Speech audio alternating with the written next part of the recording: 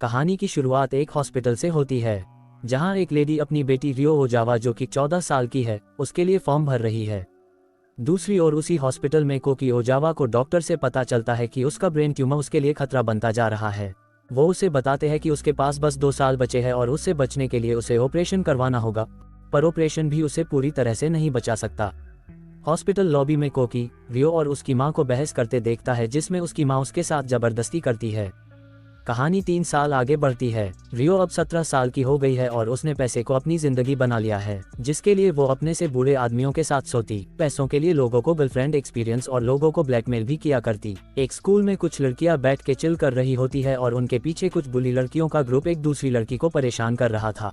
बुली करने वाली लड़कियों की लीडर नाओको तोमोको नाम की लड़की को पैसों के लिए परेशान कर रही है। तभी उसको बचाने के लिए रियो सामने आती है और तोमोको को वहां से ले जाती है। रियो और उसका ग्रुप तोमोको की तरफ दोस्ती का हाथ बढ़ाते हैं। रियो उसको अपने साथ क्लब में ले जाती है और उसकी दोस्ती कुछ लड़कों से करवाती है। तोमोको को सब कुछ अच्छा लगने लगता है और वॉशरूम में वो उन सभी को उसके लिए थैंक्स करते हुए बोलती है कि वो नहीं होते तो वो ये सब एक्सपीरियंस नहीं कर पाती। फिर रियो उसे बताती है कि वो भी ये सब मौज मस्ती कर सकती है और उसे कल अपने पार्ट टाइम काम के बारे में बताने का वादा करती है। अगले दिन पार्टी के बाद तोमोको रियो के अपार्टमेंट में नींद से उठती है और रियो उसे बाहर जाने के लिए तैयार करती है और उसके बाद रियो की बाकी फ्रेंड्स मिलकर तोमोको का ब्रेन वॉश करते हैं और उसे भी अपने साथ काम में उतरने के लिए बोलते हैं। तोमोको थोड़ी कंफ्यूज है, पर रियो के इमोशनल ब्लैकमेल के बाद और उसके अपार्टमेंट को देखने के बाद वो राजी हो जाती है। टाइम बीतता है, चारों अब अच्छी दोस्त बन जाती है और एक साथ बहुत सी पिक्स लेती है। पर तभी हमें पता चलता है कि रियो का नाओको के साथ फिजिकल रिलेशन है, पर नाओको उसे इमोशनली भी अटैच है। वो उसे बताती है कि उसे उन तीनों से जलन होती है क्योंकि वो ज्यादातर समय उनके साथ बिताती है। दूसरी ओर कोकी नींद से उठता है और एक बॉक्स में रखे नंबर को 1 कम कर देता है, जिससे ये पता चलता है कि उसके पास जीने के लिए 144 दिन रह गए हैं। फिर वो तैयार होता है और कुछ फोटोज लेता है, पर उसके और रियो के सरनेम सेम होने की वजह से उनकी फोटो आपस में बदल जाती है। रियो उसकी फोटो देखती है और उससे अट्रैक्ट हो जाती है। अगले दिन वो उससे फोटो एक्सचेंज करने जाती है और भारी बारिश में उसका वेट करती है। जब वो उसे आते हुए देखती है तो वो अपना छाता किसी और को दे देती है।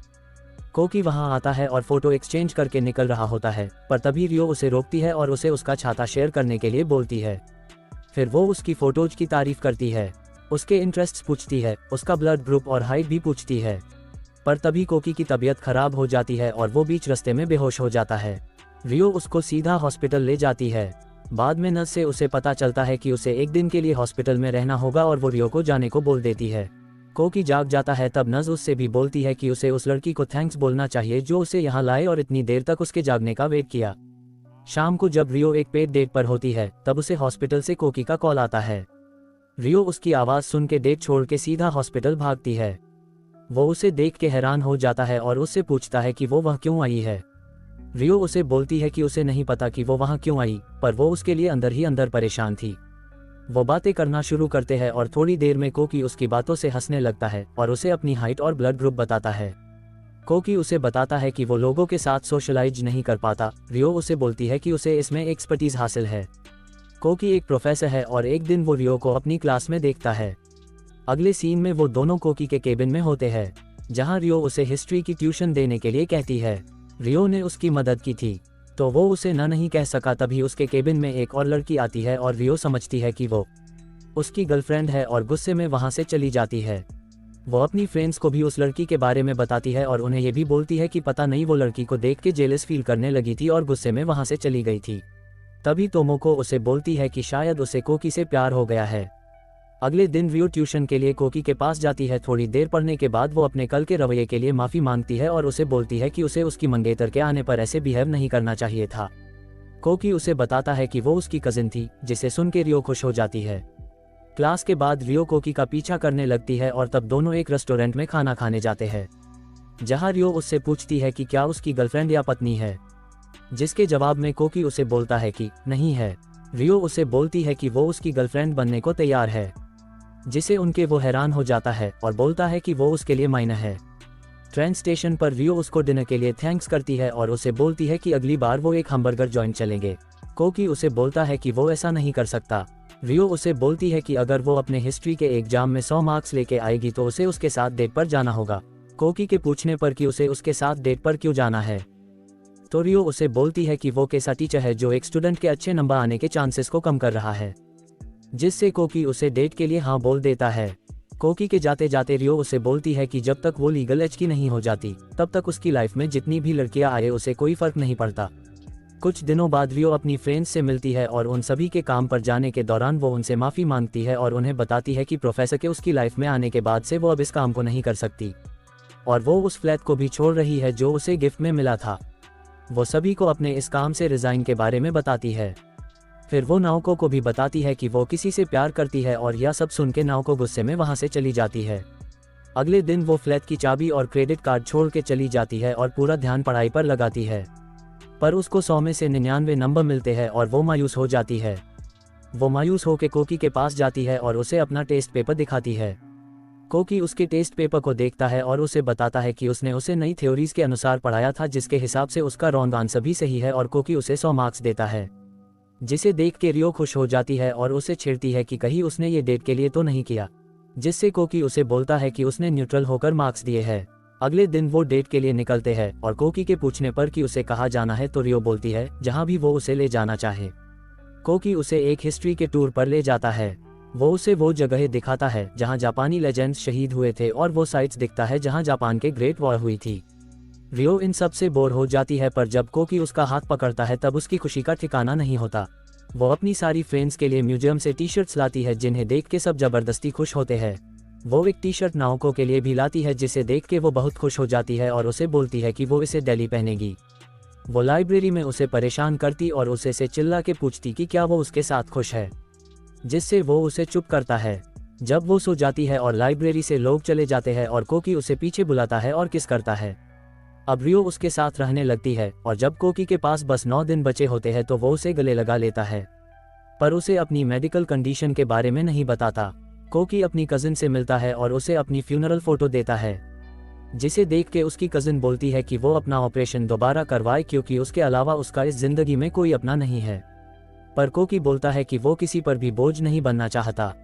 उसकी कजिन बोलती है कि कम से कम वो उस लड़की के लिए तो करे जो उसके साथ है, जिसकी वजह से वो इतना खुश दिख रहा है। वो उससे पूछती है कि क्या उसे पता है। रियो उससे पूछती रहती है कि वो क्या बात है जो उसे उससे अलग कर रही है, पर कोकी बोलता है कि उसे आज अकेले रहना है। वो उसके गेट पर खड़ी रहती है और चिल्लाती है कि उसके प्यार में क्या कमी रह गई थी जो वो उसे एक्सेप्ट नहीं कर पा रहा है। घर के अंदर हमें पता चलता है कि डॉक्टर के बताए जाने के हिसाब से ये उसका आखिरी दिन था।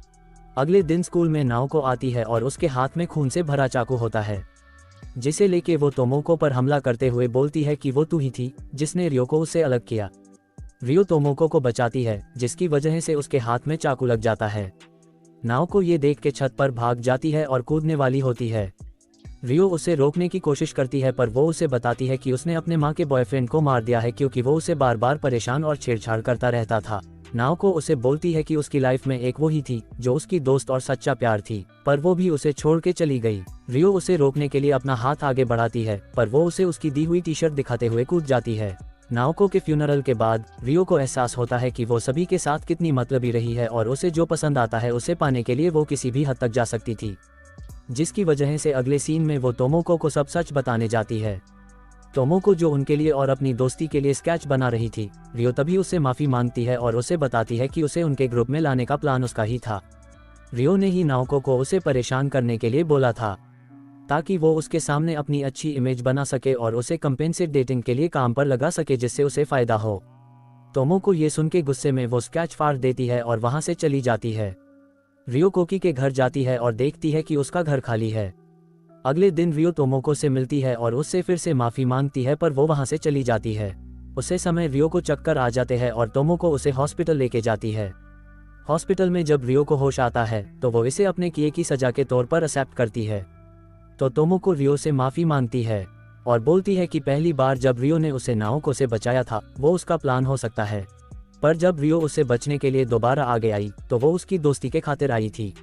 अब तीनों दोस्त मिलकर कोकी का पता लगाने को निकलते हैं, पर उनके हाथ कुछ नहीं लगता। एक दिन हॉस्पिटल में वो तीनों कोकी की कजिन को देखते हैं जो रियो से ही मिलने आई थी, पर उससे मिलने की हिम्मत नहीं कर पा रही थी। वो तीनों उसे बताते हैं कि रियो प्रोफेसर के लिए परेशान है और वो उसकी मदद कर सकती है। जब वो वार्ड में रियो को देखने जाती है तो देखती है उसकी डेयरी में कोकी की फोटो है, जिसे देखकर वो उस पर कोकी का नया एड्रेस लिख देती है। अगले सीन में रियो सीधा कोकी से मिलने जाती है।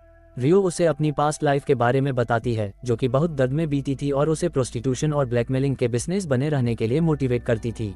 वो बताती है कि जब वो 14 साल की थी तो किसी ने उसके साथ बलात्कार किया और वो प्रेग्नेंट हो गई थी। उसके घर वालों ने उसका एबॉर्शन तो करवाया, पर उसकी लाइफ अब और भी ज़्यादा दर्द में बीतने लगी, जिसकी वजह से वो दूसरे लोगों का फ़ायदा उठाने वाली और अपनी फ्रेंडों का इस्तेमाल लोगों को ब्लैकमेलिंग करने में लग गई। पर जब वो कोकी से मिली तो उसे उससे प्यार हो गया, और जब वो उसके पास रहती तो वो 14 साल की नॉर्मल लड़की की तरह हरकतें करती है। रियो उसको बदलने के लिए थैंक्स करती है। जब वो वहाँ से जाने लगती है और बस में बैठ जाती है तो वो पीछे मुड़ के कोकी को देखती है और पाती है कि कोकी नीचे बेहोश पड़ा है। वो बस को रुकवाती है और दौड़ के उसके पास जाती है। अगले सीन में वो हॉस्पिटल में होती है। वहाँ नज उससे पूछती है कि क्या वो उसी कजिन है। रियो उसे हाँ बोल देती है और नज उसे डॉक्टर के पास ले जाती है।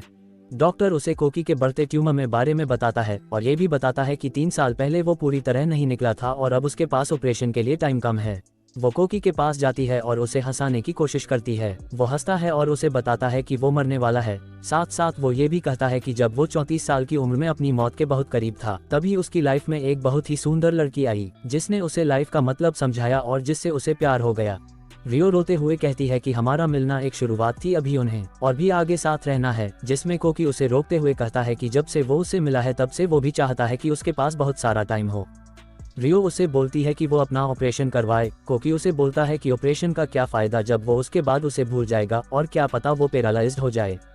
रियो उसे बोलती कम से कम वो जिंदा तो रहेगा, और वो अपने ऑपरेशन के लिए मान जाता है। ऑपरेशन वाले दिन वो उसे गिफ्ट वो बॉक्स देती है जिसमें वो अपने दिन काउंट करता था, पर इस बार उसमें नंबर्स की जगह इन्फिनिटी का साइन होता है। कोकी को ऑपरेशन के लिए ले जाया जाता है और रियो अपने ग्रेजुएशन डे के लिए स्कूल पहुंचती है। रियो अब 18 की हो गई है और वो कोकी से मिलने जाती है। कोकी जो सब कुछ भूल चुका है पर जिंदा है। रियो कोकी को देखती है जो अपना छाता खोल रहा होता है और बारिश में निकल जाता है। रियो उससे स्टेशन तक उसे उसका छाता शेयर करने के लिए कहती है।